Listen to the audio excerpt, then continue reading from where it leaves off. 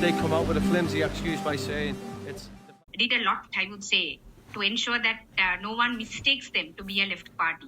So even though, despite the fact that because of their JVP past, because of the past link with the JVP or even present link with the JVP, people had the impression that this is a left coalition which is coming to power. So there would be some kind of leftist values and principles in place. I think the NPP coalition did everything in their power to convince people that this is not a left coalition, this is a center government.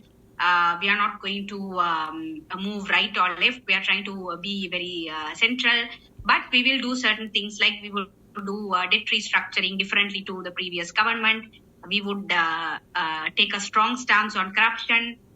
We would take a strong stance on, for instance, or we would renegotiate the IMF deal. And also we would relook at all the laws and all which has been passed. But soon after they come to power, I think the moment they came to power, within a few days, the United States ambassador comes and meets the new president. The Indian security advisor comes and meets the president. And there seems to be a lot of state meetings going on. And then suddenly the president announces that he's going ahead with the same debt restructuring arrangement which the previous government has entered into, which is extremely detrimental to the Sri Lankan people.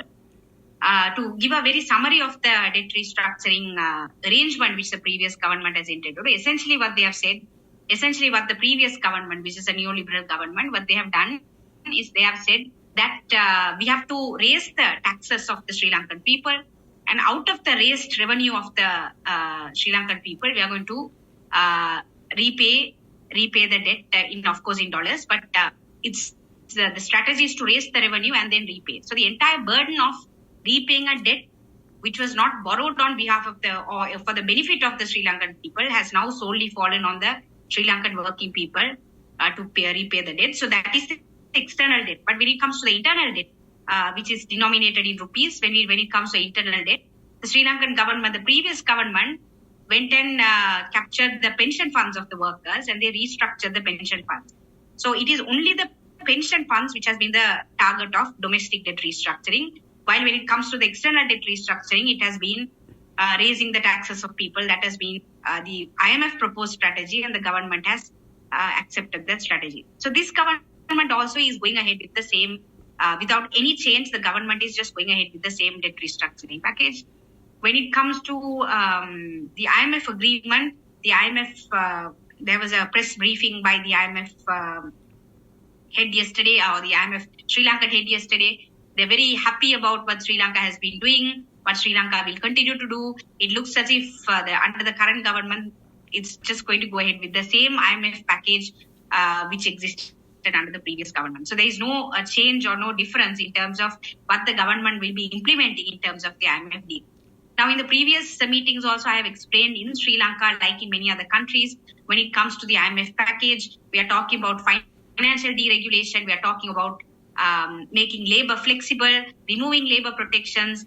We are talking about taxation on people, and particularly indirect taxation, which means taxation on essential services, essential food, and so on.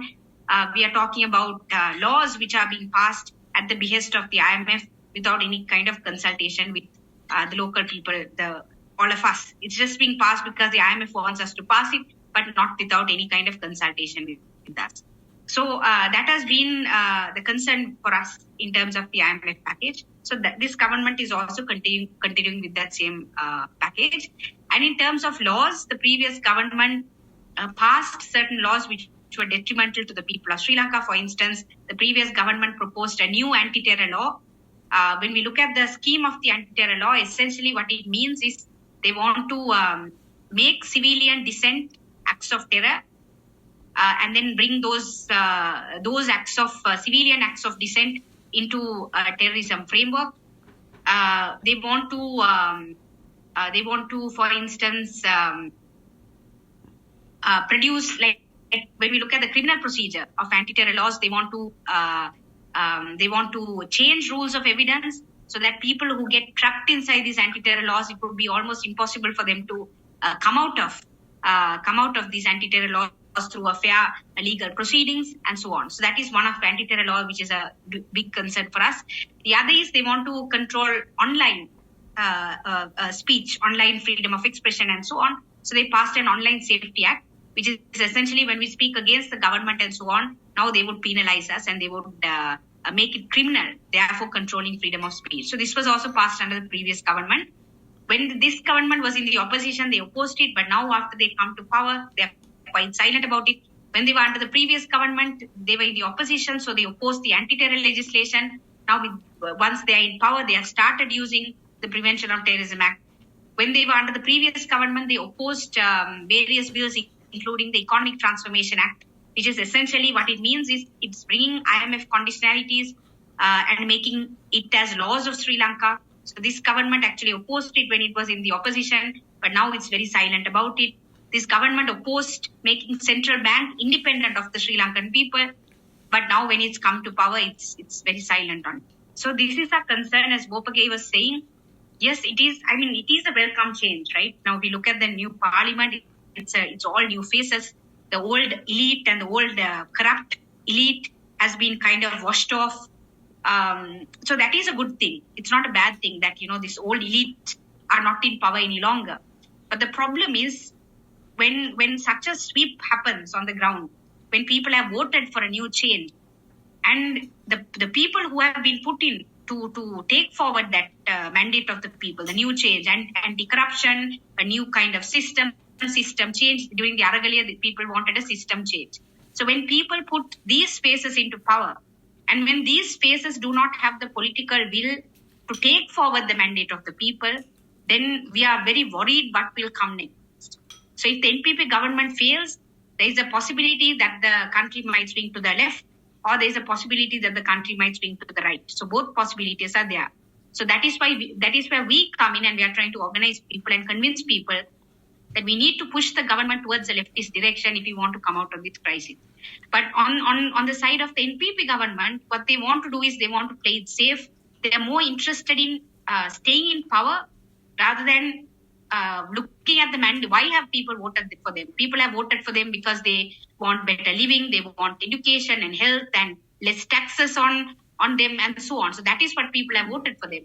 But I don't think that the NPP government has the political will, or it has not shown the political will so far to take forward the mandate which people have given them. And it's a 2/3 mandate, right? It's literally they are in power without any opposition.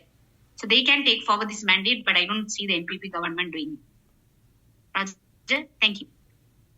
Thank you, Comrade Swastika. Very clear. Both comrades have given us a very, very clear picture of the situation. And thank you for